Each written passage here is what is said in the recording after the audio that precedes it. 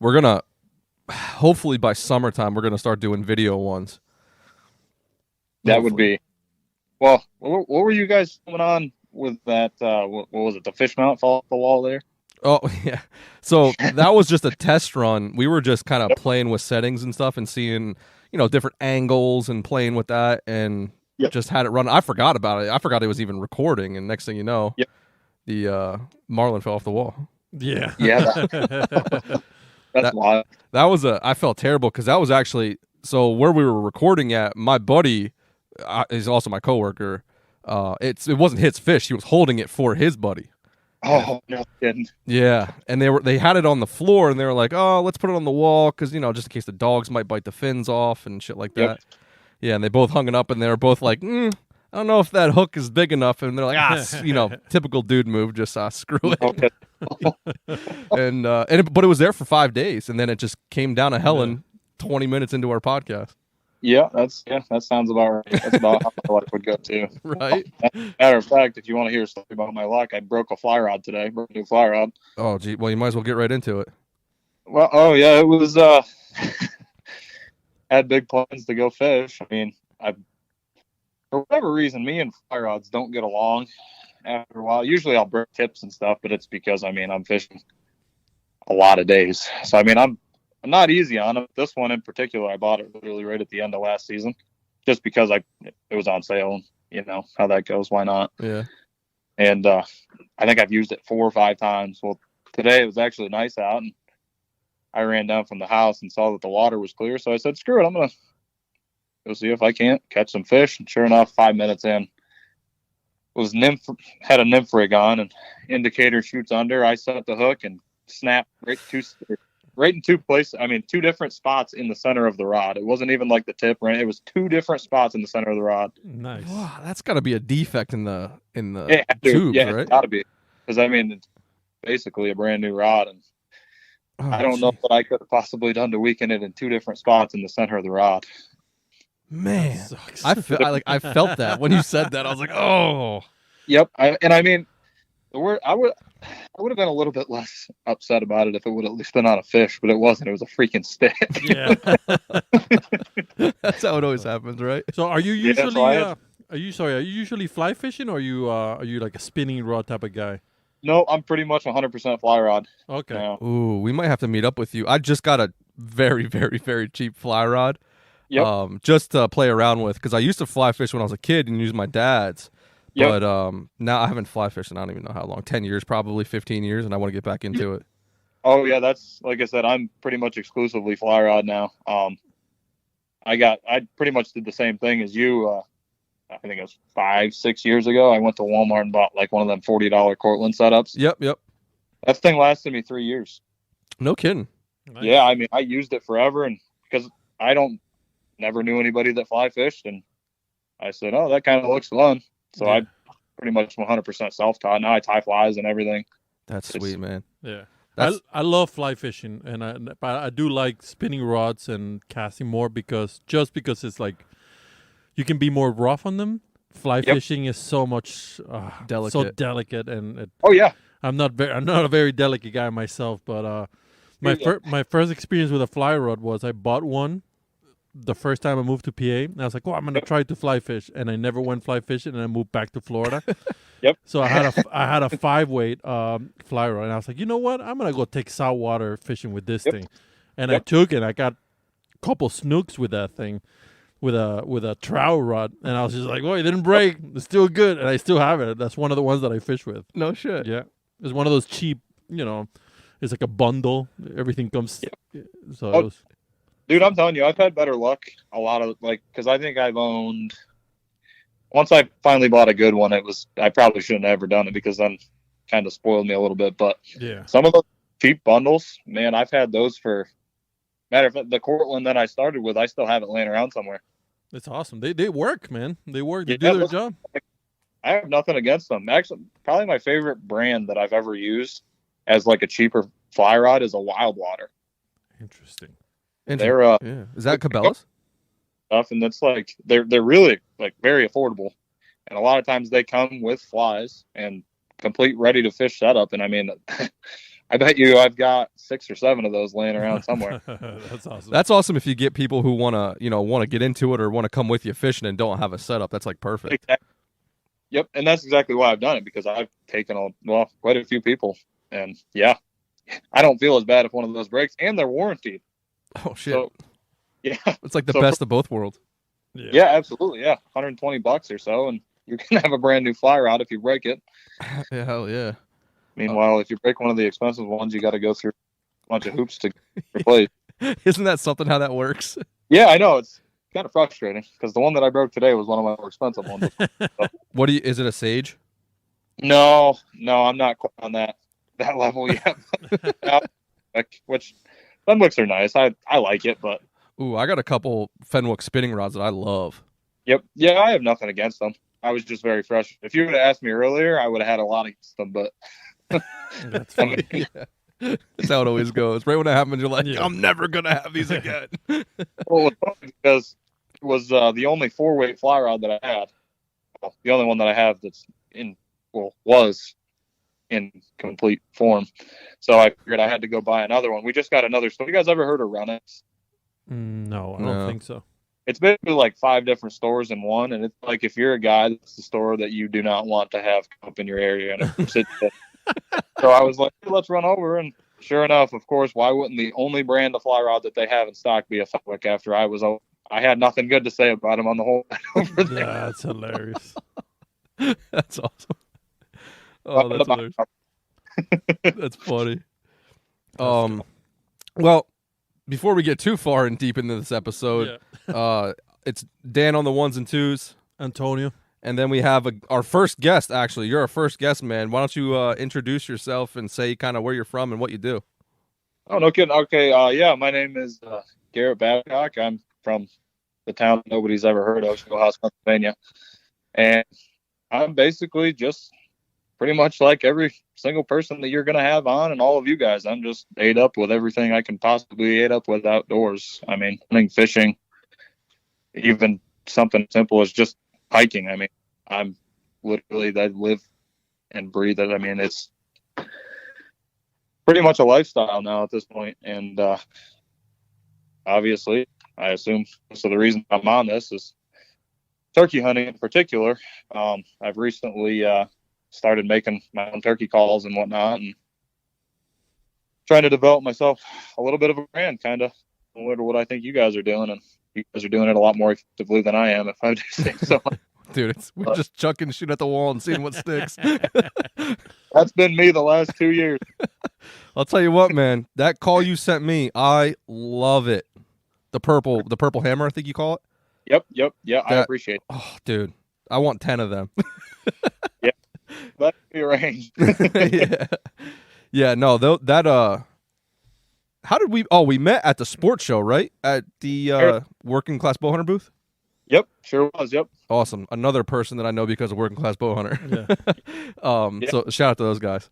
But yeah, we were just bullshitting, pretty much what we're doing now, and then you were talking about starting it. That's like, is that when you first started?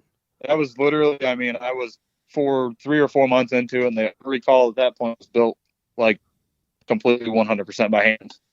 Oh wow. Nice. Wow. That was way at the beginning. So what made you want to get into that? Realistically, it's kind of dumb, but like I am I don't know if it's very stubborn, I think would be the actual word, but I'm kind of cheap. Basically, I got big into turkey hunting. I finally called in my first bird, and I kind of got hooked on it, and then I started going and trying to like buy all my own stuff, and I'm like, holy crap, like $15-$16 for a mouth call seemed a little bit steep to me. So I'm like, I'd make them for less than that. So I started doing That's awesome. That's just like flying ties. Yeah, Jesus Christ, tying flies. You're hanging out with me too much. It's the same thing. Because that was my excuse to get into fly tying back in the day too. So well, $3 per fly. It's exaggerated. Yeah, that's one of the reasons I don't do them anymore. Like I don't fly fish as often because I don't want to pay, $5 for a for a streamer. I'm like no. Yep. Yeah, we had the same. Go ahead, bud. I'm the same way. So Yeah, we up in New York, we I used to go salmon fishing every year up in the Salmon River. And Yep. same deal. You just going through flies and flies and flies. Yep. And next thing you know, we're like, you know what? It'll be cheaper. We'll make our own. And then next thing you know, you have $750 in like just Yep. random furs and hackles and all sorts of stuff. Yeah. Estas. But it's Well, fun. that's what it was for me too. I mean, because I don't know how familiar you guys are with like the whole mouth call building setup, but like essentially, at least unless there's something that I don't know, there's basically two ways to do it. You can do it with like, it's called a hand jig, is what I started with. It's basically just like 2 tension blocks.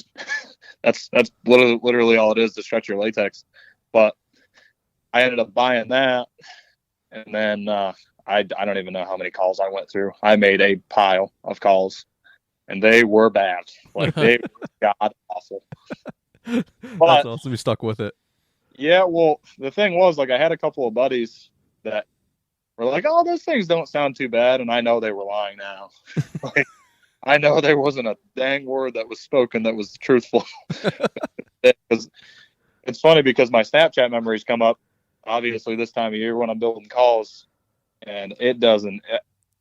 I wish somebody would have told me how dumb that those things actually looked and sounded. Holy cow, compared to what they are now. But yeah, basically I made a pile of calls, and believe it or not, I ended up killing a bird that first year with the call that I made, and that was a problem because that was what kind of lit the fire. And I'm like, holy cow. Well, then another one of my buddies, he's like, dude, you should start selling these. Like, they sound pretty good. And I'm not going to say that they did, and I'm not going to say that they didn't, but I started figuring it out a little bit.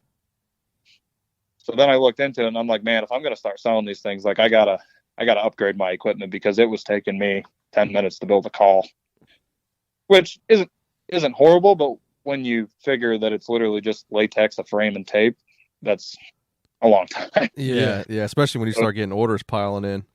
Yeah, so that was the thing. So I ended up looking it up, and again, spending money to save money in a sense. Bought all the like the production grade equipment that like all the bigger guys and whatnot are using, and I'm really glad I did, but realistically I didn't save any money, as we were just Well, 10 years from now you will. yeah, pretty much. Well, the issue is I like to use my own profit, so yeah. And you keep sending me stuff too. I keep trying to pay. You're like, no. No, I mean, like I said, it's worth it to do stuff like that because, one, you guys have the platform, and two, I just think it's like, realistically, I had zero intentions on selling a single call when I got into this. I just thought it was neat to see like basically I thought it was neat to see myself be a part of somebody else's hunt when I wasn't even there. That's really cool. That's kind of the whole motivation behind it, but it's not really about the money. That's awesome. I was pumped, dude, when I called that turkey in with your call. I didn't even I wasn't thinking about I wasn't specifically going hunting and be like, oh, I gotta call, I gotta kill a bird with Garett's call. So you just kind of forget about it. I took it out of my mouth and I see it. I'm like, oh shit, I killed this with Garett's call. That's awesome. And it's awesome. Reaction probably similar. Whenever you sent me the pictures, I was pretty jacked. Oh, dude, I was pumped. That was a hell of a story, man. That was a time to just go up. I was in New York and just basically, screw it. I'm gonna go to the mountain today. Went up to the mountain, had a whole. So my girlfriend at the time, we got these giant sandwiches from. There's a place in Poughkeepsie we get sandwiches from. Yep. And I took that sandwich up north onto the mountain, and she gave me some. I couldn't even tell you what it was. Milkshake gel. I don't even know what it was to drink on the way up there, like a power shake. Mm-hmm. Well, my stomach didn't agree with it halfway up the mountain, right? And I had a hell of a time. So I also had some trail cameras hung, so I was like, oh, I'll check some cameras, see if there's any birds, go from there. Yep. Checked the cameras, still wasn't feeling all that great, ended up sitting down, fell asleep, got up, walked, I don't know, maybe 300 yards more further, and now I'm hungry again because I just eliminated all calories out of my body. Yeah. Ate that sandwich, dozed off again, and I woke up to, and in the background, I'm like, wait a minute, was that a bird? So then you're just kind of like, well, I just woke up, so I don't know. Yeah, I heard it again, and I'm like, oh, it's straight ahead, we'll just say, right? And I started walking, and you know how it is, and you hear, in the background, and you're like, oh fuck, I'm walking the wrong way.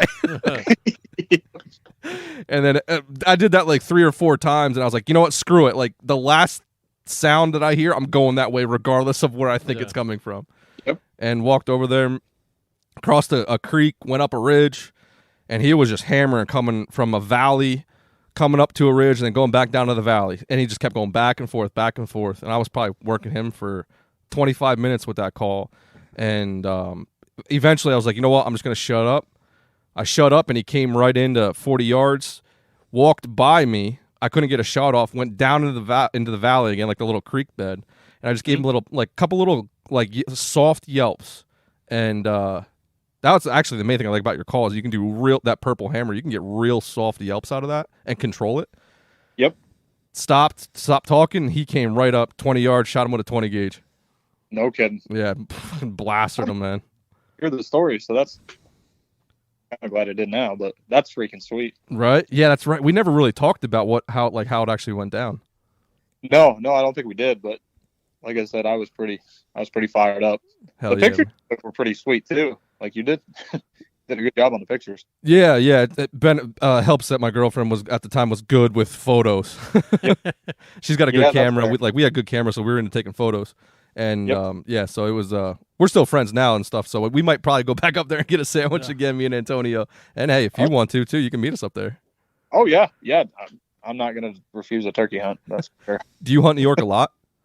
Yeah. Well, obviously PA is the first priority, but yeah, I mean, being 5 minutes away from it's not too terribly hard to get up there. But yeah, I like to hunt, especially on Sundays and whatnot, because that's the best. Own age, but. I wish we would be able to hunt. That's the only reason why I go there anymore is because we can hunt Sundays. Well, and that's the only reason why I ever got into New York hunting New York for any species was because of the Sunday thing. Just because, like I said, any chance I get to be in the woods, I'm going to do it. Oh yeah, yeah, absolutely. And like you said, being that close, that's pretty convenient that you can do that. Yeah, it's super convenient. And I mean, go ahead. Oh, sorry about that. It's just. The thing that sucks is, like, obviously I live right on the border, but the closest public land is 40 minutes in any direction. So it sucks. Damn. Yeah, that's well, we're about 2 hours for the New York spot that we go to? Yeah, 2.5. Yeah. It's still worth it to hunt Sunday. Either, but I mean it's worth the drive. Oh, for sure. Sucks when the alarm goes off in the morning and I'm like, shoot, I should be sleeping for another 45 minutes too. Oh yeah, and by the time 10 o'clock comes, you're dragging because you pretty much put in a whole full day's of work. Yep. And turkey season is a problem for me because if I don't kill a bird, I am in the woods as long as I am legally allowed to be. Yeah, that's funny stuff. I wish my buddy Eddie was on here because he's a freak when it comes to he hunts every day. Like every day he starts rain, snow, sleet, hail. Like anything, he's hunting. It's awesome. You guys would get along. When COVID started there, that first year I was still in college, and everything got switched to online. Mm-hmm. That was the worst thing that could have happened to me because it happened like mid-March, and I hunted every single day of season, every day. That's amazing. It was the best I ever had, but holy cow! By the month of June, I was like, okay, I'm hibernating. Yeah, it was. I think that season I don't know. No, I didn't. I killed 3 birds myself that season, but I called in I think like 8 or 9 birds for other people. Damn, that's a good year. Before I even had any idea what I was doing. That was man, it's crazy to think about that. It is. I feel like sometimes the less you know, the better you do because you're just willing to try new things. Like when you do stuff and you get good at it per se, you just kind of stick to those avenues, and you forget about branching out and trying new stuff, and you just kind of get sucked into that doing the same thing. Yeah. Oh yeah. Well, that season in particular, it was one of those seasons where it didn't seem like anything could go wrong for me. Gotcha. I mean, the one bird that I killed too, it was neat because, like I said, I did not do a lot of schoolwork during that month. We'll say that, but I went up and. Obviously, on the roofs, the birds were gobbling. They flew down. They shut up. Well, they shut up for a while. So I said, screw it. I'm going to go take a drive around, hit some other properties that I had access to, and then I'll come back because I know these birds are here. So I did that. got back in there at like 10 in the morning, walked in, calling my whole way in, all the way out to the property border, nothing. On my walk back out, I wasn't 200 yards from my car. I called down into this valley, and boom, birds lit up like 100 yards.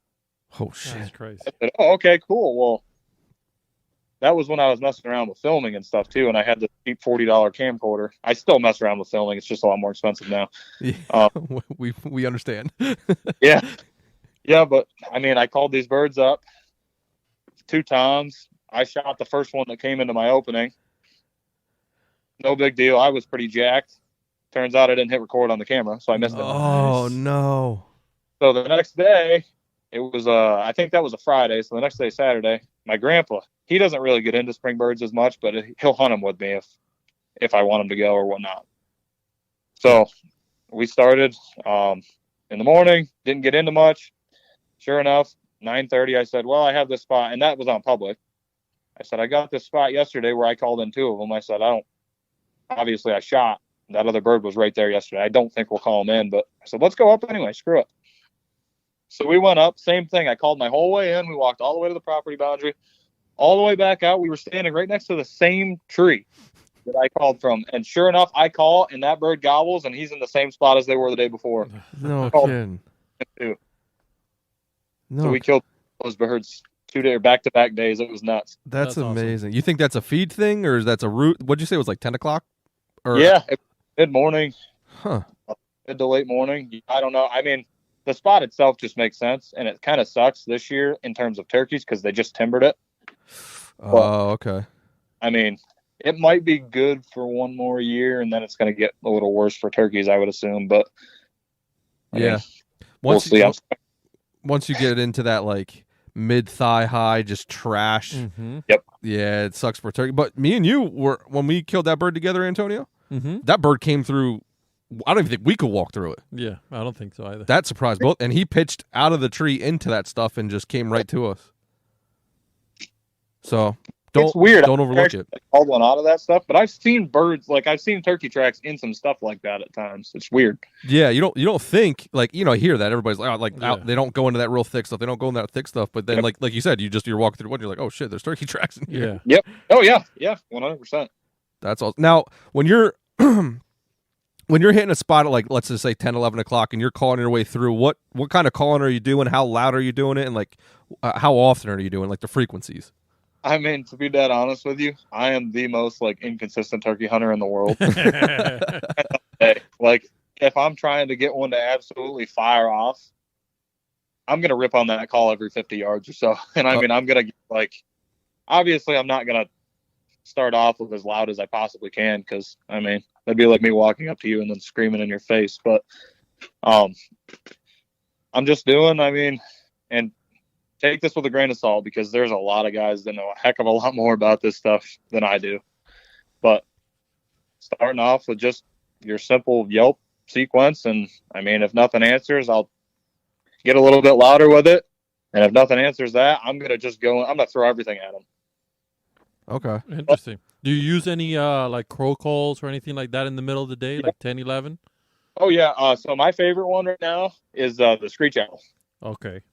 And a lot more success than probably anything else that got them, or in terms of getting them to gobble. And matter of fact, I think I've killed a handful of afternoon birds, and I don't think there was a single one of them that I didn't streak with the screech owl. Interesting. Wow. Do you make those calls too? No, that's all voice. That's all with my voice. Oh, really? Yep. Oh, wow. Free. That's even better. Even better. You like to save money. That's the only one that's the only one that actually pays me money. Have you seen the Instagram video of that young kid yelping with his mouth? Yeah, that's crazy. Isn't that Bo Brooks or whatever that posted yes, that? Yes. Yeah, that was impressive. Yeah. Like, wow. There's no way there's nothing in that kid's mouth. Yeah. But there's nothing in there. Yeah. That's crazy. I wonder if he'll lose that as he gets older. Maybe he's. I have thought, honestly, because that happens. I mean, yeah, I don't know. You can shout gobble like, with a lot of sounds, so you know, hopefully it doesn't go away for him. It stays with him. Yeah. Oh yeah, absolutely. Yeah, no, the shot gobble I think is my favorite gobble. Oh yeah, for sure. It is the best. I got what I call a monkey call because Yep. I tried to yell with my voice. It sounds more like a dying monkey than anything. And I got into shot gobble before, so it works sometimes. It works a lot more than it should. I went to Old Faithful. So last weekend, right? So my birthday is March 24th. So 7 years in a row, I've heard my first gobble on March 24th. No shit. And it's because that's the day that I usually like get out and try. Start scouting and stuff. Well, it was funny because this year I was all bummed out because I had to work, obviously. And I came home. We just moved into a new house that's back up where I want to be out in the middle of nowhere. And there's always usually birds around it. So I come home from work. I did all the owl hoots. They did everything and nothing gobbled. So I'm all bummed out. Well, I bowl on Friday nights. So I was on my way to bowling and had the girlfriend in the car with me. And we're driving by this one field that I have access to hunt. Well, it's a field on the property that borders the property I have access to hunt. Sure enough, there was a flock of them, and there was like 10 or 11 of them that were full strut. Oh, that's awesome. Wow. And I flipped out because I saw it, and obviously I knew, like, holy crap, I have a chance. I start flipping out. I'm like, you got to pull over. You got to pull over. And she's like, wait, what happened? Like, what's wrong? What's wrong? And I'm like, look down there. Look in the field. I was like, there's a flock full of strutters down there. You got to pull over. And she's like, are you freaking kidding me? They don't understand. And I'm like, no, I'm dead serious. I was like, if you don't pull this car over, I'm barrel rolling. She's like, are you kidding me? I was like, no, I got to keep the streak alive. This is tradition now. So sure enough, she goes down, pulls over. I get out. We shut the car off. I owl hoot. I do everything. They don't gobble. And I'm like, all right, I got one more trick here. And she's sitting in the car because she doesn't really care. But she's like, well, what's that? I have the car door open. I said, you need to probably plug your ears here for a second. She's like, why that? And I absolutely ripped that door closed. And they freaking lit up and they gobbled at it. That's amazing. Oh, that's awesome. I was getting them to gobble one way or another. That's fucking hysterical. That's awesome, man. That's fantastic. She was not impressed when I opened that door back up, but I was pretty excited. Yeah. That's all right. Yeah, that's all right. That's when you know when you're into something when it comes to hunting. That you're driving around, you're like, turn the car right now. Yep. What? No, what? Me and Dan were shed hunting not long ago, and we're like, there's no this deer's still have their sheds on. Oh, and yeah. we're driving around, and this guy goes, there's a giant right there, turn around. And I'm like, what? Hold on. I turn around in the middle of the road. It wasn't a giant, but it looked like a giant. But yeah. Hey, any shed's a giant. Yeah. It was wonderful. It was like a 128 pointer. I flipped out like I just seen the state record. I've got 119 more inches than I'm looking for. Yeah, no, that's hilarious. That's so true. Hysterical. Have you been out shed hunting at all this year? Yeah, only one day, and I found a match set that scored probably about, I haven't actually scored them, but 45 inches, give or take. Oh, wow. They weren't big. I walked 5 miles that day and found them 70 yards from my car on the way back. Amazing. Isn't that happens every time I go out? I find them within 100 yards of the car. Yeah, and it was in a stupid spot, too. It was in just a logging trail that, like, would literally walk 20 yards, go down the hill, walk it right straight. It was an agonizing 5 miles. Well, it was like 4.7 is what my Onyx track said, but oh wow, that's a lot of miles. Sorry guys, my recorder just cut out. So if you missed like 2 seconds of that, Garett was just talking about how he covered 25 acres pretty much. It's looking for a shed. Almost unsuccessfully, but Yeah. wasn't even you got her in there. That's the funny part is I wasn't even in the track that I was trying to cover when I found the sheds. Interesting. When I picked them up, I could see the roof of my car, and I'm like, you got me. It's almost, it like pisses you off, but you're happy, so you can't. I hate it. Yeah, exactly. We've been shed hunting is such a luck thing. Sometimes I hate it so much. Oh yeah, I agree. Yep, I agree. And I'm again a very inefficient shed hunter too. I don't do it as much as I say I'm going to every single year. But yeah. Oh yeah, I'm the worst. I'm the worst. I went to walk 300 miles this year and I got like 50. Yep. Well, and that's my thing is every year at the end of season, I'm always mad because I didn't do what I wanted to do in the deer season. And I'm like, all right, this year's the year. Yep. This year's the Yeah. year. I'm get out and scout. That's funny. Hey, at least you heard a bird gobble on your birthday. That's all that matters. That's all that matters. That's my year so far. So I'm good with that. So let me ask you something, Garett. From a person who hates mouth calls. Yep. What would you recommend for? Listen, I've tried my very best at mouth calling turkeys, and I can. I just do pod calls now. I can. Oh yeah. I there's something about mouth calls that I can get right. Like I can do, shock calls, and I can do duck calls and geese and all that. But when it comes to turkey, man, I'm the worst at it. I mean, honestly, your best bet would be, well, I guess my first question would be like, is it, because a lot of people, and it sounds funny as heck, but like cannot hold a mouth call in their mouth because they gag on it. I don't gag. No. Yeah. So my guess is like, you're getting sound out of the call, I would assume, right? Yes, some sort of sound, not a turkey sound, but some sort of sound. I've heard some sounds that shouldn't call in turkeys call in some big turkeys. So maybe I can mix my monkey call and the shitty mouth call. I have a few options that I make that I have a feeling that you'd probably be okay. But my guess would be, well, what my first try would be to get something that's like a little bit softer, thinner latex, a little bit less tension on the call. It's easier to get sound out of, and then like work your way up the ladder, basically. Yeah. Here, I'll look at my. I've heard, like, I've tried a couple of mouth calls, and they say, so it's hard to explain how to use a mouth call because it's inside your mouth, so you can't show somebody. Yep. By showing it, right? So yep. I heard that you have to cut it sometimes if it's too big, or if you cut it too much, now it's too small.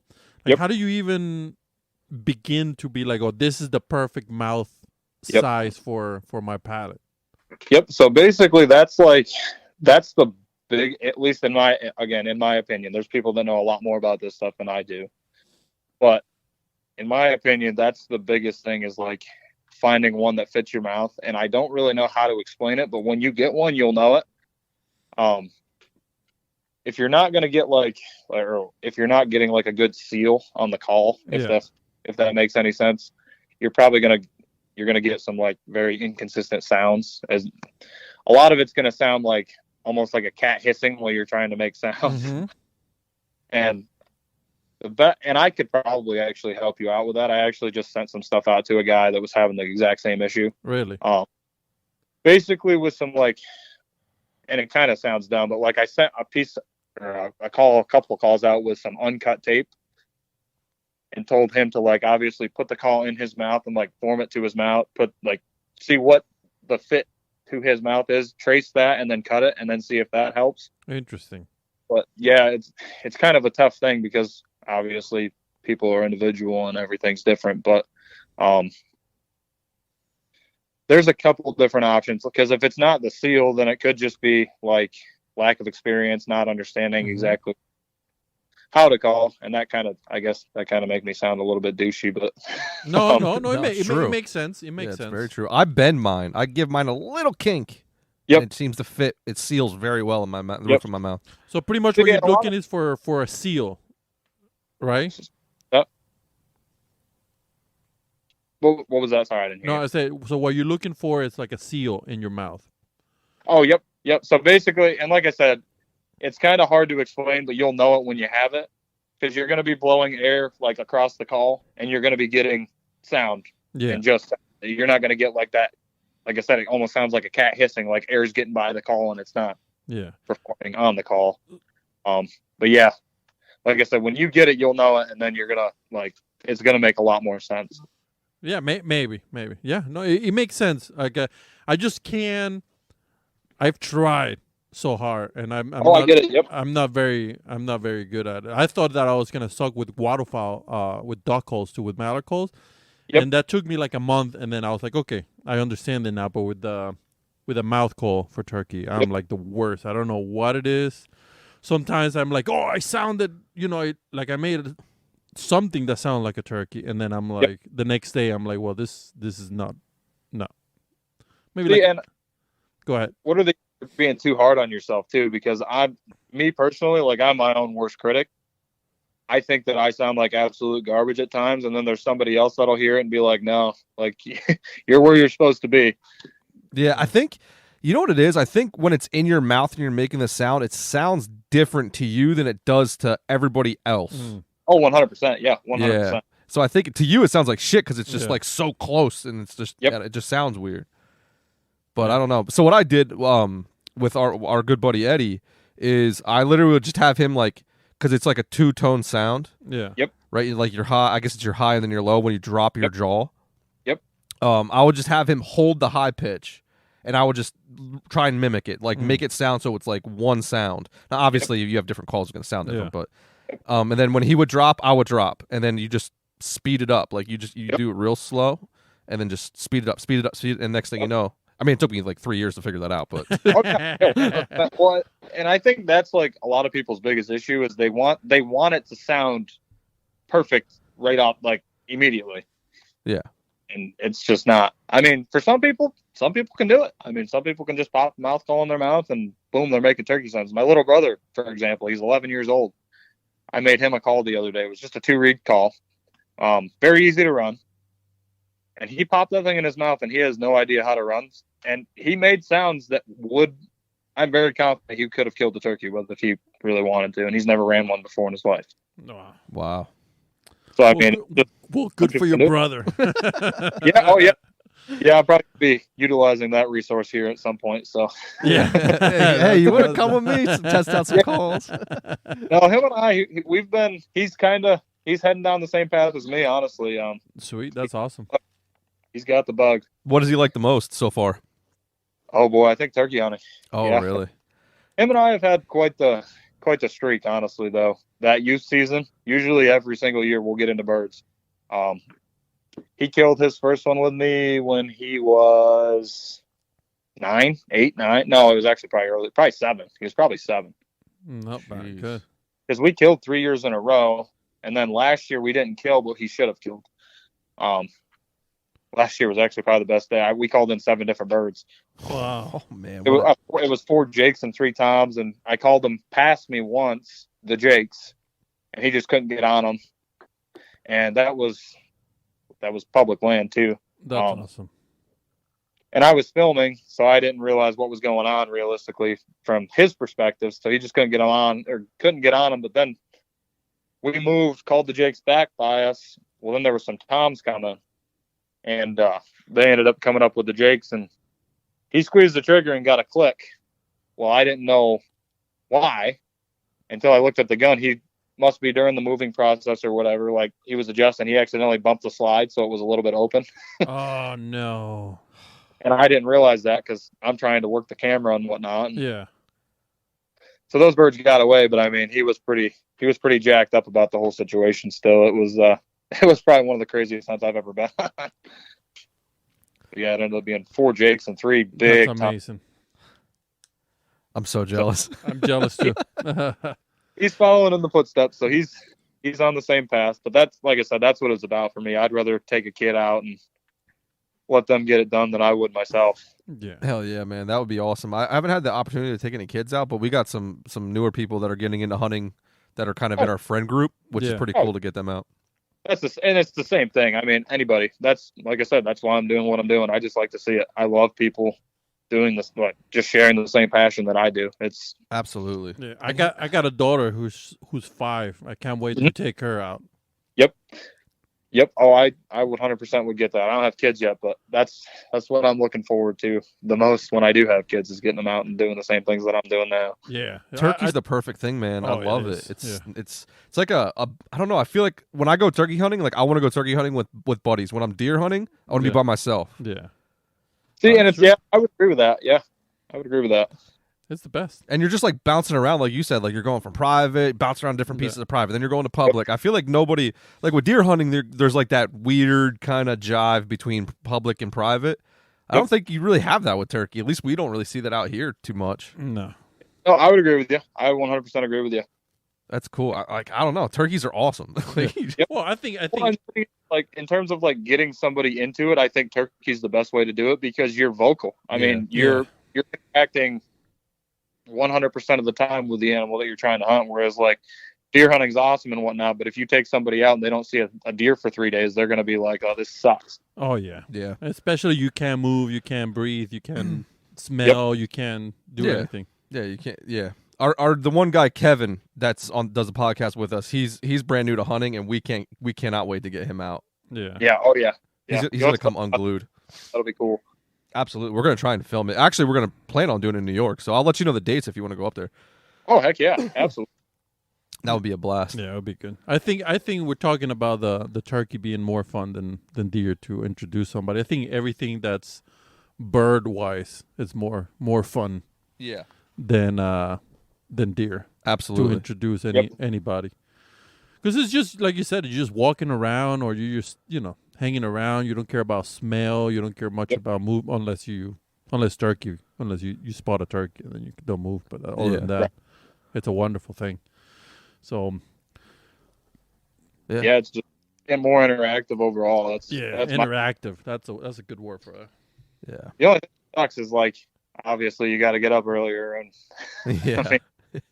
But waking up with the world's probably the best. That's my favorite part of the whole thing. I mean, especially that time of the year, like you're just coming out of getting beat up with winter time, and it's everything's popping. Do you do like any foraging or anything like that, like looking for morels and shit like that? No, I probably should, but no, I don't. Realistically, the only thing that I'm doing during turkey season is I'm looking for sheds and I'm trying to find a bird. I'm trying to find a bird. Yeah, that's what we try to do. Like, what do you do after like noontime since it stops for us? Well, usually trout fish. Makes sense. That's awesome. Makes sense. Yeah, like I said, that's probably one of my biggest downfalls is I need to put more time into the woods after that, but I've got too many hobbies. I hear you, man. It's tough when you start bouncing around like that. There's only 24 hours in a day, and at some point in time, you got to eat and shower. Yep, exactly. Yeah, exactly. Well, that's what because like I said, during turkey season, I'm hunting 100% of the legal time that I can possibly hunt. So like a lot of my buddies don't quite understand, like I think the level that I'm on with turkeys and like how into this stuff that I actually am. So my one buddy in particular, we usually fish and it's like 11 o'clock and he'll text me and be like, "Hey, let's go fish." And I'm like, "I will talk to you in about an hour." And he's just like, "Dude, why?"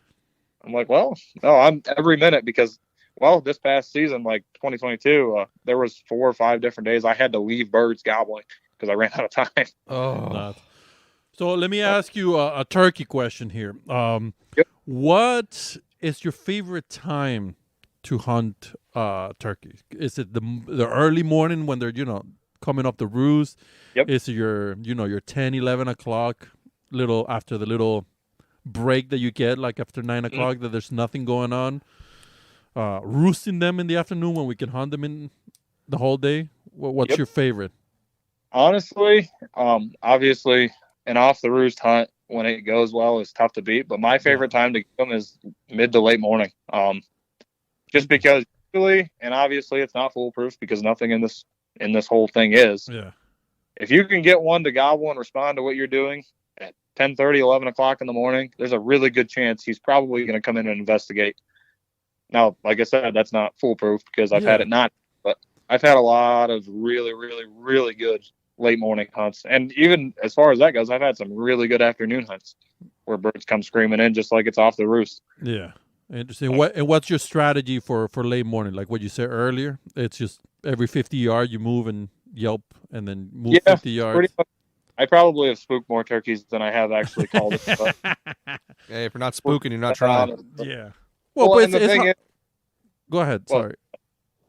Basically, it's just like I said, I'm super inconsistent. There's days where, like, if I go into an area and I know for 100% fact that there's birds in the area, I'm probably probably realistically what I need is somebody to follow me around. And if I know there's birds, they need to just take the stupid call out of my mouth. Because I get a little bit crazy with it at times. And then, well, and the funny part is like with filming everything, I don't even realize it until I go back and watch it. And I'm like, man, there's no wonder. He probably thought that there was 47 hens up there. Like, probably didn't think This is way too good. This sounds like a setup. Oh, that's hilarious. But then there's days where I'll go out and like I'll call once and then I'll sit for an hour and just wait. And then I'll do it and just keep doing that. And like I said, there's days where I'm calling every 2.5 minutes when realistically I don't need to be. Yeah, interesting. Well, the thing is, you're trying to look for that gobble so you know that they're there. You know. Yep, 100%. Well, and that's my thing. Like, I want a bird to come screaming in, and there's times where like, and it makes me sound like, again, that's probably why I don't kill birds as consistently as I should. I'm looking for that one that just like, I want the hunt that's more exciting. Yeah, you want the fire up bird. If you deer hunt one and you kill it, I still get pretty jacked. Like, that's just my nature. But it's something about knowing that you got one fired up and he came in looking for something and you make it happen. That's why I do it. I mean, I love it. That gobble, like, it is great, especially when it's super close, man. When you're like 10, 20 yards. It's the best thing. It is. It is awesome. Oh, when they're drumming that. Oh, dude. Yeah. Oh, yeah. When it rattles your chest. Yeah, that's when. You know they're real close. Yeah. Yeah. No, I do agree. I enjoy the morning coming off the roost. It probably has to be the best just because they're so fire up. Yep. But I want to get a little bit better the late morning. I hear from a lot of people that's when it happens it's probably one of the best ones. Even sometimes beats off the roost hunt. Yeah, I mean, like I said, those off the roost hunts when they go how they're supposed to go. Oh yeah, it's wonderful. It really is tough to beat, but yeah, it's something about.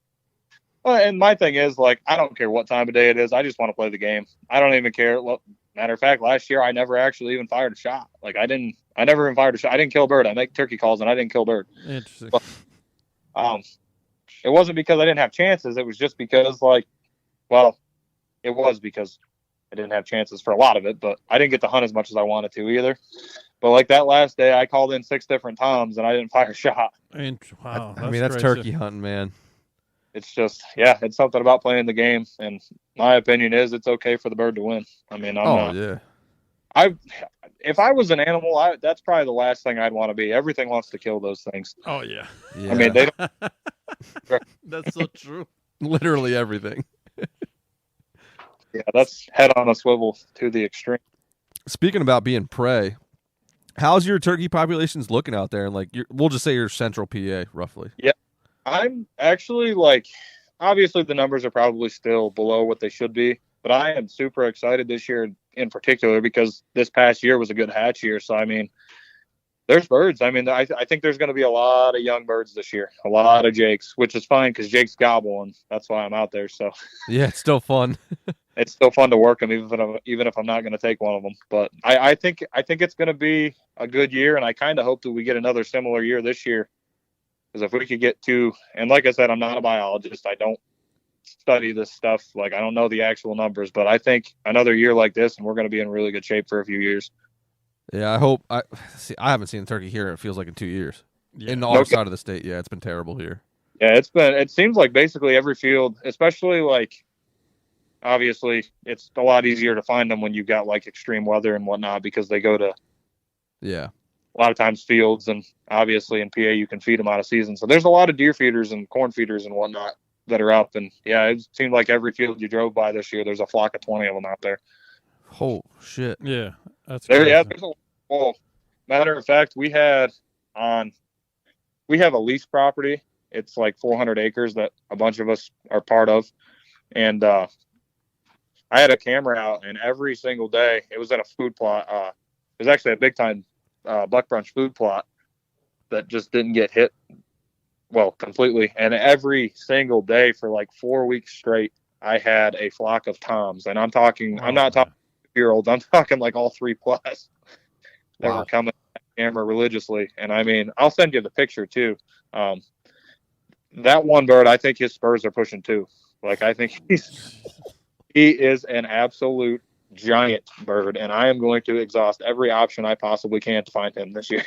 Oh, you'll get him. And I hope so. That's a private field, you said?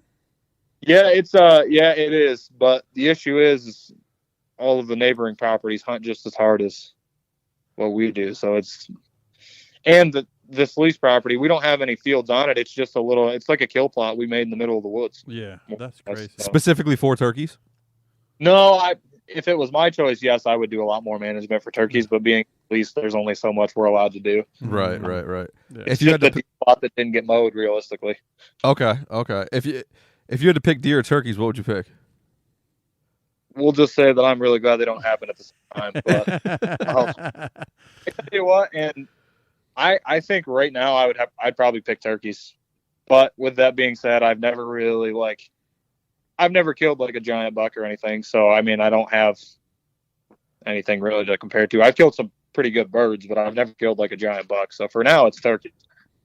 Okay. But, that's good. Okay. I like that. I agree with your answer. I'm glad that they're not in the same season. Yes. Yeah. It's funny because every time the season's coming up, I'm like, man, there's nothing that could beat this. And then like the season's over and I'm like, oh crap. Like it's turkey season now. Oh, it's going to be deer season. And during the season, best thing that I could be doing. And then, I'm glad they don't happen at the same time because I hate to have that decision to make. Yeah. Well, my problem in deer season is over here. It's also duck season. It's waterfowl season, and I'm like, God damn it! Should I go waterfowl or should I go deer season? Should I go waterfowl or should? Yeah, it's hard. It's a hard decision. I don't know, but I'm glad the turkey and deer. And thanks to Eddie, that was the one that got me into turkey. That he got me. Oh, into really? Turkey. Yeah. Oh, I didn't know. Because I love hunting turkeys too, man. That is the most fun. Last year, I killed a bird. It was 23 pounds. It was giant, giant bird in a private property that I hunt, and I was just like, oh my God, I can't believe I killed this thing. But no kidding, that's a giant bird. It is. It was humongous. I've never seen something that big. So because usually the ones that I kill are like 15 or 16 pound, normal. This one, I think, was like 23.2 or 23.3 or something like that. Oh, that's a community bird, man. That thing was just fat and stuffed full of Purina. That's literally what it was. I'm going to say 100%. There was some lady feeding him anything that she can possibly can. You killed Karen's pet. He probably was opening the door the next morning trying to call it, and it just never came. Right. Don't be feeding turkeys right next to the property I'm allowed to hunt. That's all I'm saying. Not your fault. Yeah. It's not your fault. I would take advantage of that resource. I mean, yeah. I know of some guys that's what they do. They literally drive around looking for people who feed the turkeys and then try and get permission on properties around or look for like public. Plan. Yeah, like it's like a foolproof plan. It works. It works all the time. It works. Now, with that being said, I don't know that I would go around admitting that to other people, but yeah. Well, what they do is they do that for like when they get people into hunting because it's like 100% guarantee almost damn near. Oh yeah, absolutely. And where they're from, I think they can shoot like 5 birds a year. So screw it. Okay. Yeah, maybe even more. I don't know. It's a lot. I can hardly kill 2. Yeah. And sometimes I think 2 is too much. Yeah. I wish we would do like 1 public, 1 private here. That would be, that's actually the first time I've ever actually heard of that idea, but that's a good idea. Spread it out a little bit, Yeah, that would make it. Well, it'll be hard to control. People will be like, kill them in private. Yeah. It's honor system. Yeah, honor system. Yeah, that's the thing that sucks with some people is that's not even a possibility with the honor system thing. But no, and the way we're going, it's like it's getting easier and easier to lie. Oh, 100%. Yeah, 100%. Like you have. I was actually surprised. Like when I bought, and obviously this is fishing related, but you don't even have to sign your fishing license anymore. Really? I mean, that's a very minute thing to nitpick about, but yeah, it's like you said, it's just getting easier and easier. Yeah, well, we went ice fishing, and the guy told us that you didn't even have to show the fishing ID. You know how? Oh, you don't have to show it anymore. Yep. Yeah, it's you can have it on your phone or whatever. Yeah, you don't have to have it visible anymore either. It's crazy. It is what it is. Yeah, well, whatever. Yeah, I mean, yeah, you got to change, either adapt or stop doing it. I mean, Yeah, I would much rather adapt. That's for sure. yep, yeah, me too. I'm the same way. It doesn't matter what they do. I'm going to stay out if I can. So, do you have any plans this year for turkey hunting? Like any big trips, any out of state trips, anything like that? Well, so my thing is, like, I'm very fly by the seat of my pants. I'm probably just going to start. The thing is that sucks is, like, I have a lot of people that try to, like, ask me if I can go hunt with them, and there's only so much time. Yeah. So, no, realistically, I'm probably just going to roll with the punches as they come. I'd like to get out to Ohio for at least a weekend or so. But PA and New York are going to be the main focus. How's turkey hunting out in Ohio? This will be the first year I've ever done it, but because this was, a matter of fact, this was the first year I ever deer hunted Ohio. But I was talking to some locals out there, and they said that, at least in the area that I was hunting, and I'll tell you guys off record there, but they said that the turkey hunting is really good and not a lot of people do it. So I'm pretty jacked to go out there. Yeah. How much is a tag out there? To be honest with you, I didn't buy the turkey license last year, so I don't know what the extra is, but it costed me like $270 for the deer. Like, I don't know, it's probably going to be another $70 or $80 for the turkey. Probably. Maybe. That's not that bad. I thought Ohio was going to be more than that. Like, Delaware's more than that for deer. Yeah, but I mean, I'm comparing it to New York too. New York's out of state. Dirt cheap. Yeah, Is the best. Yeah. and pile of tags: 2 turkeys, 2 deer. Yeah. Bear. Yeah. That's what I kind of wish PA would do, was just include the bear license in the general license. But Same. And I wish it would just run concurrently with whatever deer season's in. Yep, absolutely. Yeah. Yeah, because New York, it opens up October 1st and runs all the way till the end of it. Yep. I believe. Yep. Let's not get into that conversation, because that's another 3 hours of shitty states. Why does Pennsylvania suck? Episode. Hey, we're going to have bear for a week, and then you're going to stop, and then you're going to hunt something else, and they're just going to bring it back for no reason for the next week. Yeah. And you can hunt them this Sunday, but not any other Sunday of the year. Yeah. Oh, my Yeah. God. Oh boy. I don't know. What's your thoughts on Sunday hunting? I just wish they would open it. Yeah, same. It's just I don't see a good I haven't heard a good reason as to why they don't. And it's a very frustrating conversation for me to have with people, because like I said, there's not a valid reason, at least that I can think of, as to why we can't hunt on Sundays. I've never heard anything, and I've gotten into some arguments, especially on Facebook. I hate Oh, Facebook yeah. for that reason. Traditions are like, I don't really buy the tradition thing. I mean, except for the gobble on my birthday thing. That one's set in stone. But That's personal, though. Well, people only care about their tradition. Like, well, what if you think about it? You're maybe preventing somebody else from starting in their own tradition by not hunting Sundays. Well, and my thing is, it's like the Sunday hunting thing is not going to be like, it's not going to benefit the guys who are retired. Like, most of the guys that are making the argument against Sundays, it's not going to really, like, it's not going to hurt them, because they're likely retired and they can hunt whenever day they want anyway. Yeah. Yeah, very But true. we've got guys that work 6 days a week. That literally eliminates them. I mean, yeah, I think the most important thing is the youth. I mean, exactly. Yeah. They have very little time, and then they get into sports, and that just takes. If they play one sport, they're done. Yeah. Like they have no time. Yeah. No Exactly. Yeah, exactly. And that's what sucks. Like, people don't think about that, but in like a 7-week season, that literally doubles your time if you can only hunt weekends. It literally doubles the amount of under the woods. 100%. Yeah, turkey season, you go from 5 to 10, 11 if you count Memorial Day. Yeah. Yep. And the thing is too, like, the argument that I've had the most with people is like, oh, it would completely wipe out our deer numbers, but the tag numbers are still like The same thing. Yeah. It's the same. Yeah. It just gives you more to go out and utilize those tags. Yeah. Yeah, and I think most people are going to realize that they can't, especially with people with families, they can't hunt Saturday and Sunday. They're going to have to pick one or the other. Yeah. Right, yeah. But it just frees you up to have that ability to pick one or the other. Yep. Yeah. Well, and that's the thing. Like we said, if I didn't live close to New York, I don't know what I would do. Like, if I lived more central PA where I didn't have the option to drive. Yeah. You would just fish. Yeah, well, I got plenty of time to fish. No, I'm going to make You'll be spending a ton of money on gas every year driving to New York 4 hours away. Yeah, but that's another thing, is that you can fish, but you can't hunt. Yeah. Yep. Oh, okay. Buy alcohol and get wasted for no reason. Yeah. Yep. And the thing is that really frustrates me, and I can't speak for all of them, but like a lot of the game commission officers that I have talked to agree 100% Same. that Sunday should be open, but it's not them. No, it's not. It's the farmer. It's the Farm Bureau. Yep. Which makes no sense. The argument that I can't stand is the people that are like,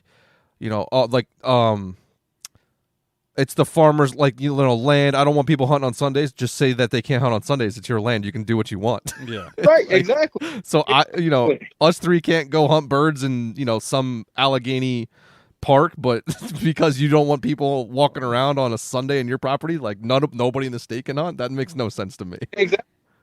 Yeah, you don't have to. Yeah, you're preaching to the choir there. Completely. Like, dude, it's private. You can say and do and tell people to do whatever you want. And that's literally is in the definition. I mean, private. Yeah, exactly. It's such a weird law to me, man. It is Very weird. At some point, like, I figured it would have already been changed. And I mean, don't get me wrong. I'm grateful that we get the 3 that we do, but it's super frustrating. Yeah. It's like giving somebody a Dorito and being like, you can only have one bite and you got to give it back. Yep, exactly. Yeah. Exactly. I'll give you one. I'll give you another one later on. Just wait. Yeah, I don't know. But I guess, I mean, and you guys are probably similar. I'm of the mindset that, like, more people doing this is a good thing. It really, For sure. Because license sales, it does, like, a lot of people might not see it, but the license sales, they do go back into, like, conservation. And I feel like that's what we're all here for. So, like, it's a good thing. Did you see they released the increases? What's that? They released now obviously COVID was a weird year, but since they initiated the Sunday hunting thing, and if you take out the COVID year, license sales have gone up 2 years in a row. Yep. Oh, we're done. Yeah. It makes. I mean, COVID skyrocketed, but right. We won't count that. That's a weird. Yeah. That didn't happen. It's a good thing. And I'm like, I will die on that hill. It's a good thing to see people out there. Like I said, obviously nobody likes to have a hunt ruined because somebody walked in on them and whatnot. But at the end of the day, like, they're doing the same thing you're doing. Yeah. So there's plenty of, for the most part, there's plenty of resource out there. Like, I like to see people out there utilizing it. Oh yeah, for sure. There's so much, especially Pennsylvania. We're pretty blessed with the amount of public land that we have in PA. Yeah. Yep, 100%. I mean, millions of acres. Me and Antonio, we're within an hour, 2 hours of probably over 1 million acres of public land. Yeah, 100%. Counting PA, Jersey, and New York. Oh yeah. It's nuts. So we're nice because we can be in Jersey in 30 minutes, and you can hunt deer in Jersey pretty much. I mean, a couple more years away, and we'll be able to hunt them year round. Yeah. Oh yeah. They open up. Basically. Dude, they open up the second week of September roughly, and you can archery hunt every day until it was February 18th this year is when it closed. Yeah. No kidding. And you're allowed unlimited does and $3 with the bow, and then if you gun hunt, I believe you're allowed 3 more. Really? Yeah, so you're pretty much allowed $6 a year and unlimited, as many does as you can shoot. Maybe I'll have to make some drives in September.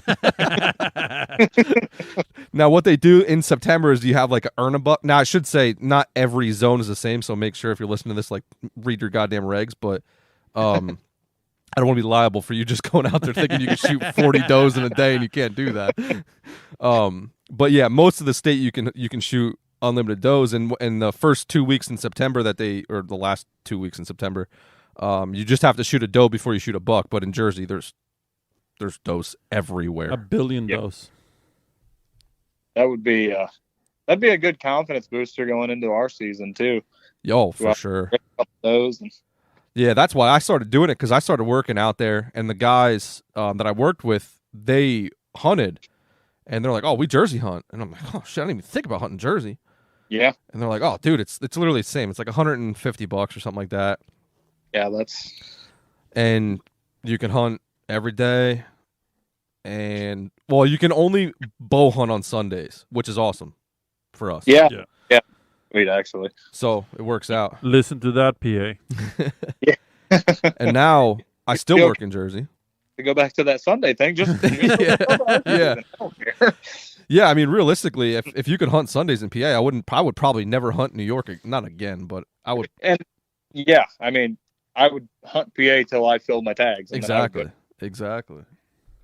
I'm pumped for this year. I get out of work at 2:00 now in Jersey, so I got pretty much 4 hours to kill every day. That's where I'm super fortunate too. Like my job, I'm done 2:30 every day, so like I can get home and I've got a half an hour drive from work to where I can hunt, and I probably over hunt, honestly. That's right. Not always a good thing, but for the mind it is. Yeah. Yeah. Oh yeah. For killing anything is probably not. Yeah. Go with that. You start getting like 2-3 weeks into doing that. Next thing you know, you got no food in your house. Your laundry piles sky high. You're down to one sock, a half of underwear. Like, yep. Like, oh man, I got a good wind. I gotta go. Yeah. Well, and I actually ended up catching myself like days at work. I would come in at like 2:00, go into because I have a lab job now, so I have an office. So like I have a computer. I was catching myself going in and pulling up Onyx. Oh, that's hilarious. Where's the wind today? Yeah. Yep. Damn it. Working and then every single time I would go in there, and it was completely opposite because we live in the hills of PA and nothing's consistent here. Yeah. No. Isn't that weird?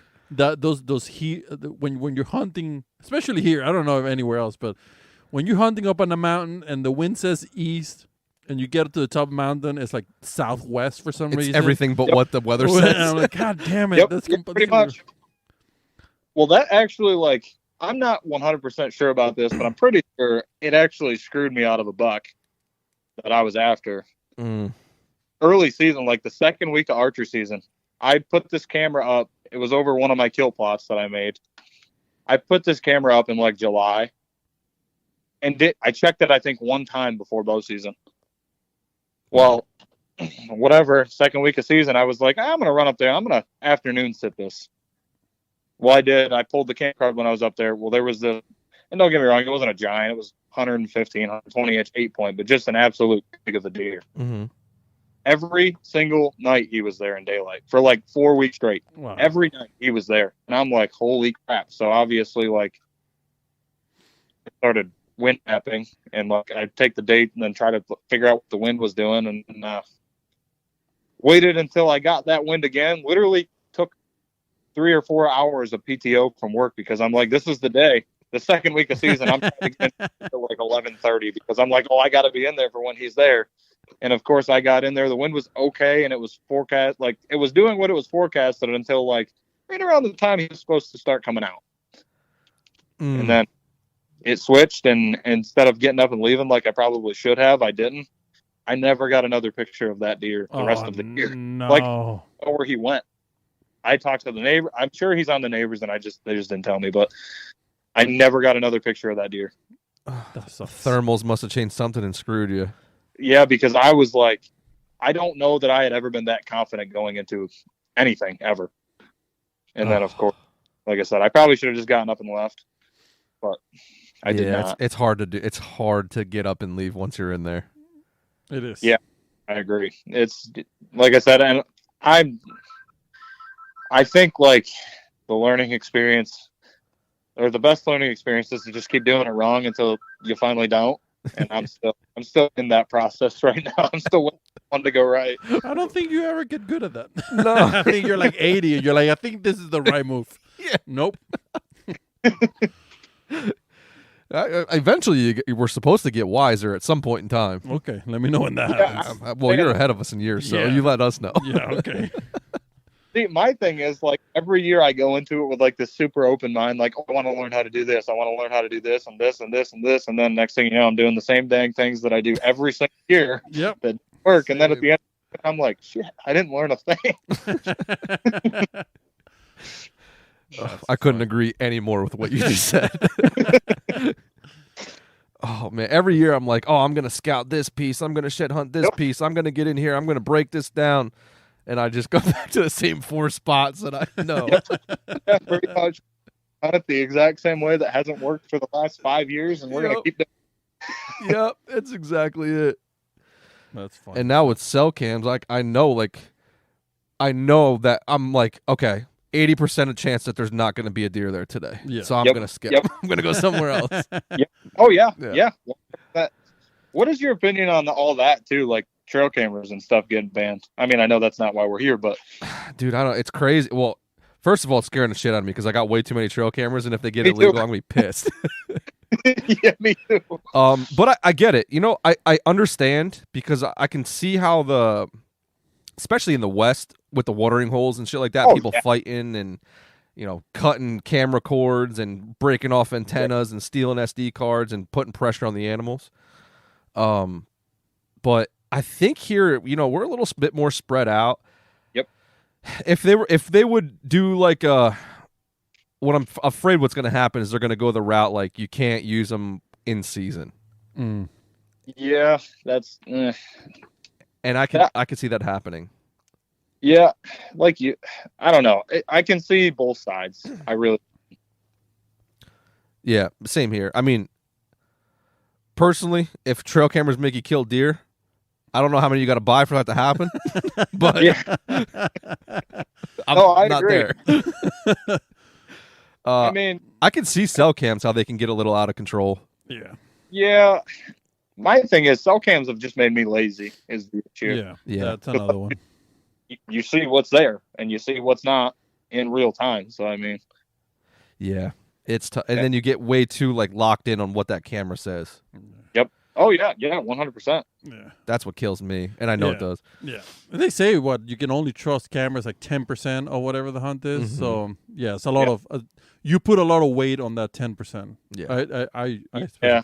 And I think the whole thing of banning the camera thing, I don't think they're gonna do the season thing. Well, I don't. Maybe they are, maybe they're not. But I don't think so because then there's no way of knowing who's using a camera because they're not gonna check the woods.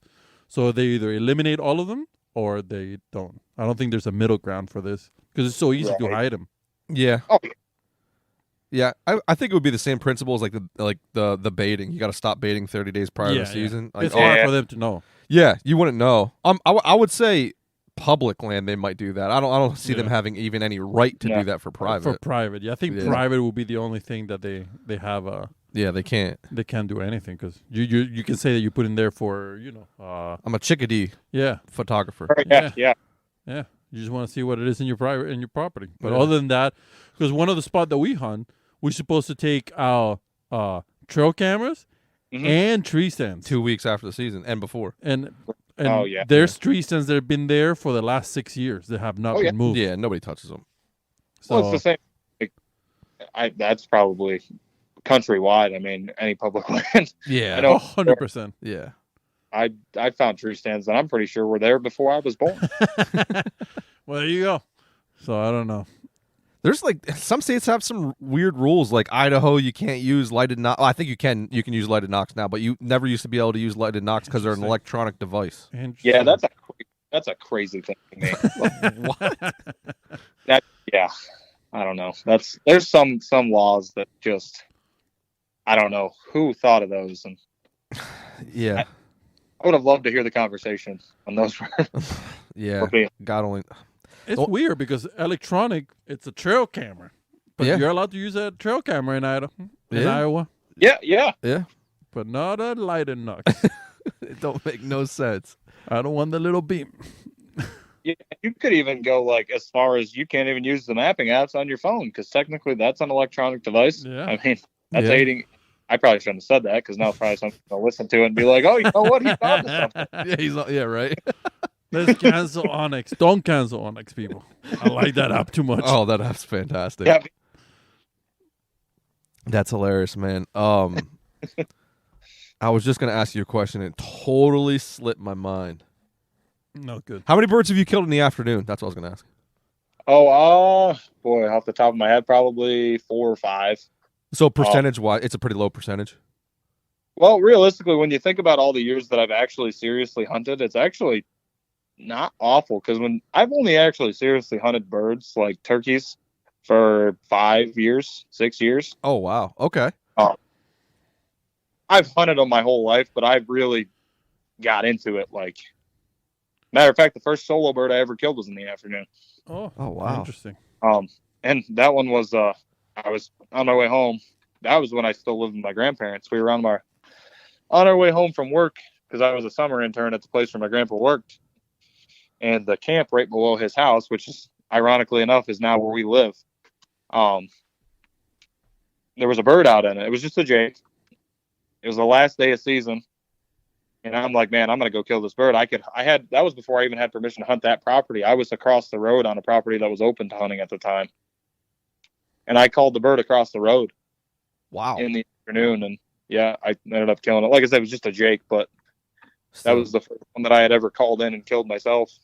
So it was neat. But yeah, that was an afternoon bird. And I probably should have 2 more, but I've whiffed pretty. What do you use? What's that? What do you use to kill them? So I've used 12 gauge, 20 gauge, and now the most recent purchase was a 410. So that's what Dan wants. Yeah. 410. Well, I bought it last year, and realistically, the only reason I bought it is for the filming aspect of it. It's just less weight for me to carry. Yeah. Which one did you get? It's a CVA Scout, I think. Oh shit! Okay, single shot. Yeah, it's yep. Nice. And it's a nice gun. I mean, it shoots well. I haven't killed a bird with it, but patterning. What? I'm assuming you're using TSS, right? Yep. What rounds are you using? So last year I think I used the Remington, just Remingtons. This year I found some. I think it's the Winchester. Or no, sorry, what the heck is it? Federal? Yeah, Federal. Yep, sorry, Federal. But yeah, I found it at a gun shop. Well, you guys have been to Grice's in Clearfield? Oh, dude, I literally just bought a gun there last week. Oh yeah, I was there. Oh, it was probably about a month or so ago, and the guy's like, "Yeah, dude, we have some in stock. Like, that's it. Like, that's all we have for TSS." And I'm like, "Well, guess we're gonna learn how to shoot it." Oh, it's so expensive. It really is. It hurts my heart every time I see it. Well, it was funny because I had my girlfriend was there, and she was out looking at some stuff or whatnot, and I kind of snuck away because I didn't want her to see the price on some of that stuff. So she come around the corner, and I was too late. My card was already run, and the guy was handing me the bag with the shells in it. She's like, "What did you buy?" No. And I'm like, "It's just some shells for the 410." And she's like, "Oh, what did you get?" And I'm like, "Oh, I just bought some turkey loads." And she's like, "Oh, how much was it?" And I was like, "I can't tell you that." Then I her guess. I was like, "I bought 10 rounds. How much do you think it was?" And she's like, "Oh, probably like $30." And I'm like, Yeah, it was $30 if you'd multiply that a couple times. Oh man, spot on. How'd you know? That's hilarious. How much is it for TSS for 410? Because that's probably a lot cheaper than a 12 gauge. I had $80 into 10 of them, so $8 a shot. $80? Yeah, it was okay, so double. Because but you only get 5. Yeah, but I'm saying compared to well, not it's actually really. cheaper. Yeah, it's cheaper than a 12 gauge. Yeah. Because 12 gauge is 65 for the Federal. It's 65. Yeah. Same as Boss. Yeah, Boss. You ever hear of Boss shells? I have heard of them. Yeah, I have. Probably. I kind of want to start like messing with stuff like that and just, I don't know, seeing how it works. But that stuff. Start tinkering. It's so expensive, man. Yeah, it's very expensive to mess with stuff like that. But. And they're not giving away choke tubes either to pattern, testing. Oh. Yeah, it's I don't know. I'm hoping that these Federals. I haven't actually shot it yet. I probably should start doing that. Yeah, we're gonna do that next weekend. That's probably when I'll have to do it too. It's just kind of painful to know that I'm gonna waste at least probably 3. Yeah, $30, $40. It's horrible. It's completely horrible. Okay. Yeah, I'm putting it off. I go cheap on my turkey loads, and I'm sorry to say that, everybody, but I'm not. What do you do? Longbeard XLs or XRs? I Longbeard. I get the Magnum blends from Heavy. They're $44, and they shoot wonderful. Huh. Yeah, when I shot 12 and 20 gauge, I shot the XRs for pretty much forever. Yeah. They're great, man. They pattern so good. Yeah, I've killed quite a few birds with it. I mean, but maybe, now 410, I felt like it was the ethical thing to do to go with it. Yeah. Yes, that's exactly what I was gonna say. If I was like shooting a 410, then I'll spend a little bit more to get better loads. But 12 gauge, man, I don't know. I don't think you need it for 12 gauge. God, it's so expensive. Especially if you go to Heavy, it's like $80 a box. I'm like, God damn it, Heavy. Oh yeah. Yeah, you can definitely kill them. Yeah, 100%, 100%. But every time you shoot, you're like, oh, there goes. Yeah. Oh yeah. I don't know. Yeah. Maybe I'm cheap in bullets, and well, not really. I'm just cheap in the turkey bullet. No, listen. If you can get a foot-long hoagie and a soda and a bag of chips for cheaper than one shell, like you start questioning what you're doing here. Yeah. Oh yeah. Because we shoot boss when we do waterfowl. Yeah, and they're not cheap. no, And, but we don't see birds, so it doesn't matter. Yeah. I definitely last year. That's hilarious. Yeah. Yeah. I still have all the shells that I started the season. That's hilarious. Just ready to go for next year. That's it. Hey, let me tell you something. If you want to come over here, we'll take you out, and it'll be nice. We cook good. We can talk a lot of shit and no birds. Hey, that was like I said, that was 90% of my season last year. So I just did it a lot by myself. So it's probably more fun with company. Well, there you go. Yeah. Yeah. People don't question you when you're talking with somebody else rather than by yourself. Yeah. You want to do something stupid? Drive 3 hours over here, or however long is it that you're from us to not see any birds. We could meet in the middle. I have done a lot more for a lot less. That's funny stuff. Oh man, yeah. Those turkey shells are horrible. I want to spend the money, but I'm like, I don't know, man. Yeah, I mean, my biggest downfall was being in high school and middle school and not understanding the fact that all this stuff was going to go way up. Oh yeah. So tell me about it. About be a little bit older. How many years ago was that? Trump was the president. So what was that? 6 years ago now, probably. I don't know. Yeah, it wasn't a lot. I just so happened to have been having some adult beverages at the time during midday, just what I was doing, and the guy that I was renting from was fucking around outside, and he's like, "Hey, Dick's Sporting Goods has cases of shotgun shells for $35.99." And I went down there and I bought 10 of them, and I thought my girlfriend was gonna kill me at the time. Now, look at me now. Yeah, worth it. Almost a millionaire just because I made one drunk decision. Make your money back by selling one. I should have bought 30 cases of them. Yeah, that's funny. I felt bad for the girl though because they can't just scan the case; they got to scan each individual one. Oh yeah. Oh God, dude, that's hilarious. So bad, so bad. But that's funny stuff, man. 35 people would kill for $35 a case right now. Yes. Yeah.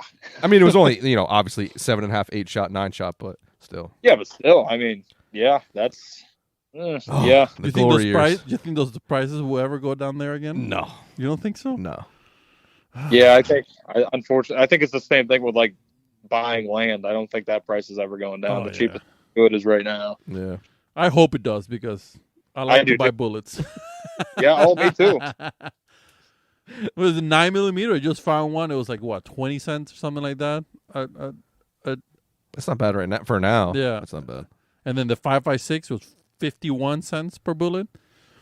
That was at Grace's. Yeah, that was the Grace's. Now that's a store that I don't want anywhere near here. No, we can't. Yeah, we can't have that around here. Yeah, that would be an issue. That's such a wonderful place to be, though. Yeah, you think that's good? Just wait till they put a runnings up near you. Then next thing you know, you're gonna blow your whole paycheck there, and it's just not fun. I don't need any help doing that yet. Not a good. Oh man. Well, I have a feeling we could talk for another 3 hours. Oh, I know we could. Yeah, I know. But for this episode, we're gonna kill it at an hour and a half. Yep. I meant to text you this today, so you're going to be caught off guard a little bit. No, generally speaking, we try to ask you're the first person, so we're really starting new here. Like so the whole Craving Wild thing started with the cooking aspect of Wild Game. Yep. So we're going to ask you, like, what's your go-to Wild Game meal? And if you could kind of keep it in the turkey realm, since we've been talking about turkeys. Yep. Go for it. It's super simple. It's just turkey nuggets. I think everybody knows what they are. Oh, dude, they're so good. Super simple. But I tell you what, like one that is also very, very, very simple, and I feel like I should have been doing it a lot sooner. I'll just take a turkey breast and like marinate it in Italian dressing for like 3 days in the fridge. Every single day, just pick it up, like move it around and whatnot. And then what my girlfriend and I do, we usually we'll obviously cook it up and put it into like a casserole with a bunch of stuff. And it's actually like surprisingly interesting. A really, really good meal that's super, super simple to do. What is it? It's literally just Italian dressing. Just put it in. That's it. A bag with some Italian dressing, and then every day just Interesting. like move it around and. And then it gets a good flavor. Like just cook it in the oven until it's fully cooked, and then put it in the casserole. Do you like? Yep. Cook the casserole and then mix it in with the casserole, and it's actually really good. All right, I'm putting. We need to try that in fucking asterisks next to this. I still got some turkey meat from last year, so. Yeah, I do too. Actually, matter of fact. Have you tried doing the legs? Shit last year, but. Have you tried like thighs and legs, putting them in the crock pot for like 18 hours? No, I haven't, but I need to. Dude, once you do it once, you'll never throw the legs away again. Well, see, and I really feel bad for the amount of turkey meat that I've wasted over the years until like I realized that really you can utilize the whole dang thing if you really want to. Yeah. Oh yeah, for sure. Same thing even with deer. Like now that I cut everything up like myself, I feel horrible about some of the meat that I wasted. Oh yeah, I think that's part of the big learning this whole thing. Yeah, unfortunately. Yep, I think if anybody says that they ever kill something and eat everything they kill, I think I call that baloney. Yeah, because there's a lot of stuff that you throw away. That you're like, oh, this has been here for 4 years. I'm like, damn, I should have eaten this, and you throw it away. Yep. So I think that's part of unfortunately learning this whole thing. I was as earlier. I think it's stubbornness, but like, yeah, it's kind of like why I've made like. It's not really a brand, but it's why I've made the brand that I've made. Is like I like to do everything on my own if I possibly can. So like I'm always going to find a way how to do it. Absolutely. And I feel like, at least in my personal experience, not everybody's going to share the same opinion, but like it's the least wasteful way for me to do everything that I want to do because I know like everything comes through me at some point. Right. 100%. Right. Yeah. I think it's like growing up. Like you grow up and you're taught this is how we do it from point A to like from step A to step B. Yeah. Yep. And that's all you know. And then you start, getting into, especially us, like you have the world at your fingertips. And you're like, oh shit, there's like 8 trillion different ways I can do this. Yeah. Yep. 100%. Yeah. That's completely accurate. Yeah. I mean, in my opinion, we're kind of growing up in probably the best time in hunting just because of what we have at our fingertips. Yeah. Yep. Yeah. Honestly, I mean, we're almost kind of spoiled in that aspect too. Yeah, which is I would say that. Good thing. It is. Makes It is a a lot good easier. thing. Like everything's easier to get everybody else into is the main thing. Like it's so much easier now to get, especially like the youth and new hunters and stuff into stuff. For sure. So these turkey nuggets, what are you dipping them in? Boy, I'm very like experimental. I don't know that I've ever done the same thing twice. That's funny. Do you smash them into thin little nuggets, or do you just cut them into thin little nuggets, or what do you do? Usually cut them. Just cut them. Yeah. And then what? Egg wash, flour, and batter type of thing, or? Yeah, pretty much. If you can look it up on Google and it's the first thing that comes up, that's probably what I'm doing. That's awesome. You know what's really good? Actually, I'm pretty sure every Walmart has them, but it's like Louisiana. It's made for fish fries, but it's like a whole. Oh yeah. Do that with the turkey nuggets. Unbelievable. I bet. Okay. Yeah, unbelievable. Yeah. So my wife, when she fries turkey breast, she doesn't do nuggets. She just does the whole fucking, like she cuts the breast in like 3 or 4s and just have like a big breast fillet and then just fries like that. Yep. It comes out so good. But she smashed it onto their thin so it come out crispy. Oh, Yeah. so good. No kidding. Yeah. Oh, man, now we definitely got to kill birds now because I got some stuff I got to try. Garett, get ready. We're going to Yorkshire. All right, man. Well, tell the people once again where they can find you and bring up your whole gig here with the turkey calls and tell people how to get some in their mouths, I guess. Oh yeah, absolutely. Obviously, like my personal stuff is just my name, Garett Babcock, for Facebook, Instagram, gbabcock08. But the turkey call thing, I've got a separate page, I guess, for that. It's Find a Way Outdoors on Facebook, and then it's the same thing on Instagram, but it's just find _a_way_outdoors. But yeah, that's Right now it's super, super, super unofficial. I'm in the process of like developing into an LLC and whatnot and getting all that done. But right now it's just, you can contact me through literally any of those social media platforms and tell me what you want. I can send you the list of the calls that I make, and I usually try to ship them out the same day, if not the day after, if it's a possibility. That's what I kind of like to try to pride myself on, is getting stuff to people quick, so that way they have time to mess with it. And, Yeah, hell yeah. like I said, super, super unofficial, but I'm not technologically savvy enough to like make myself a website and whatnot yet, so I'm still getting help on that. And it's coming a long ways. Even since the calls that I sent you earlier in the year, Dan, like I've got like actual package. Like it's gonna look like the calls that you could go into the store and buy now. That's Like Oh, it's, sweet, so man. you're getting the packaging ready then. Yep. I've got all that now. I'm just waiting on the like the insert cards to go into the packaging. But Nice. yeah, That's awesome. it's long ways. It's kind of cool to see the progress. And like I said, I'm still very green in the whole process when you really think about it, but I'm very, very happy with where the calls and stuff are at. And I really never expected it to even get to the point that I'm at right now. That's awesome. That's cool, man. It just brings a smile to my face just seeing like you're just a dude with an idea, and then here you are, and it's snowballing, and you're starting to see that. And it's funny because the whole, like, the only reason that I actually like was able to do any of this was because realistically, I'm a really good liar. When I first got into the turkey call thing, like making them, I guess I didn't say this earlier. My reasoning was, and it's the same thing for tying flies. Like I would tell the girlfriend, like, "Hey, I can sell these. Like I can make money on these."